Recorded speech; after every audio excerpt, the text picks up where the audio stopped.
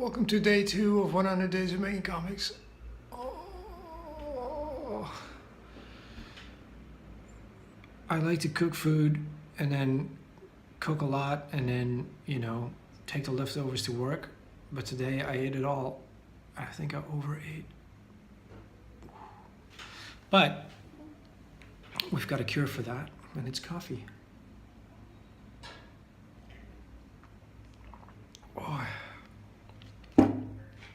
Thank you all for the little messages of encouragement on both the The100's Facebook page and right here down below on my YouTube channel yesterday. I guess I've got about 98 videos left in me. I'm just going to do my little thing here. If you're interested in this challenge, I'm going to explain at the end of the video what this is all about.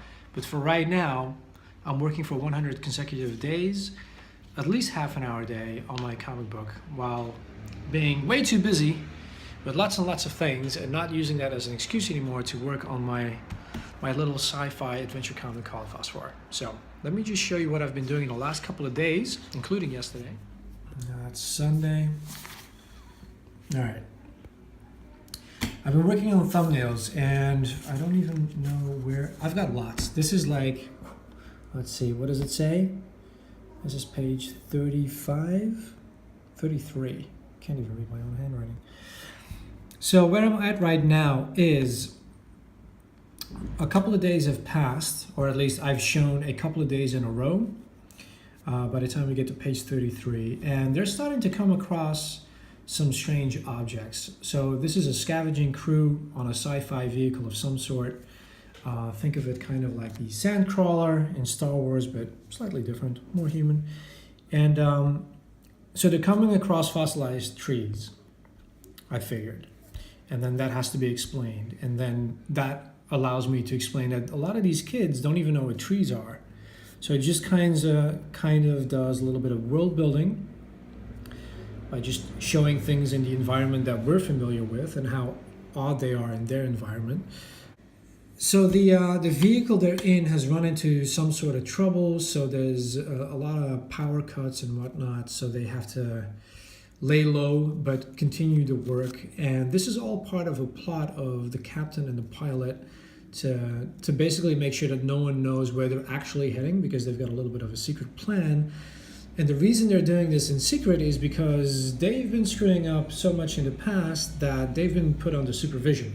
So this is the corporate lady that is there being trained by the captain to basically take over his job.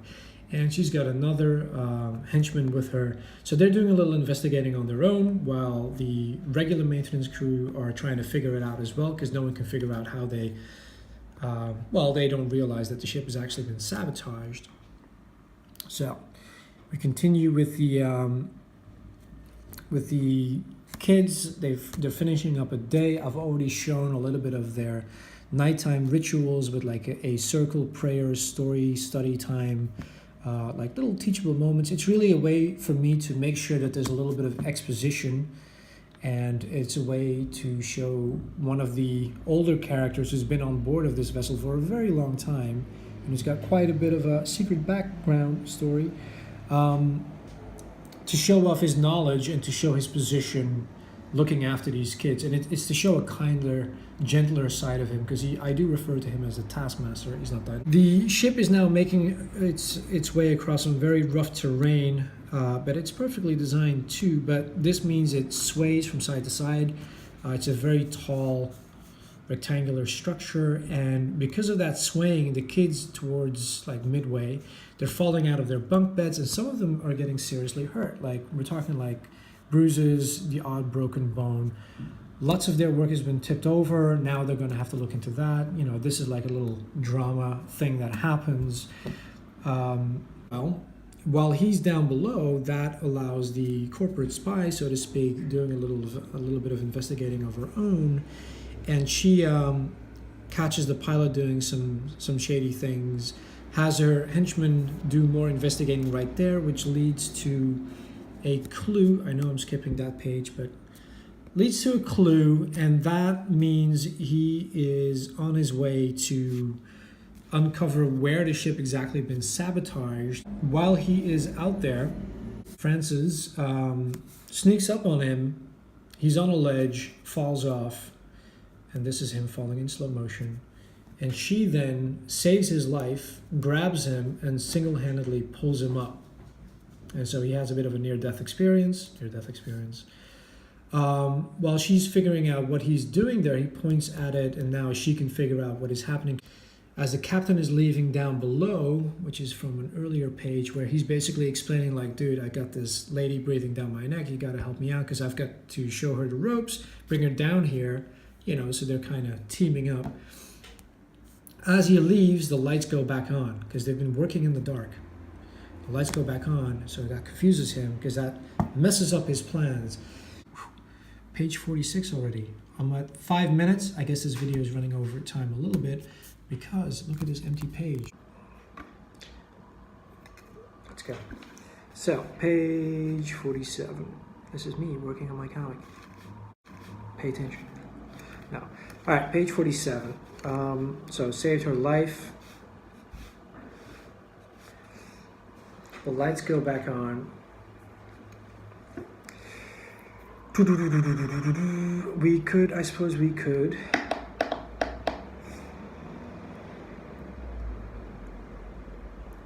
All right, so we'll just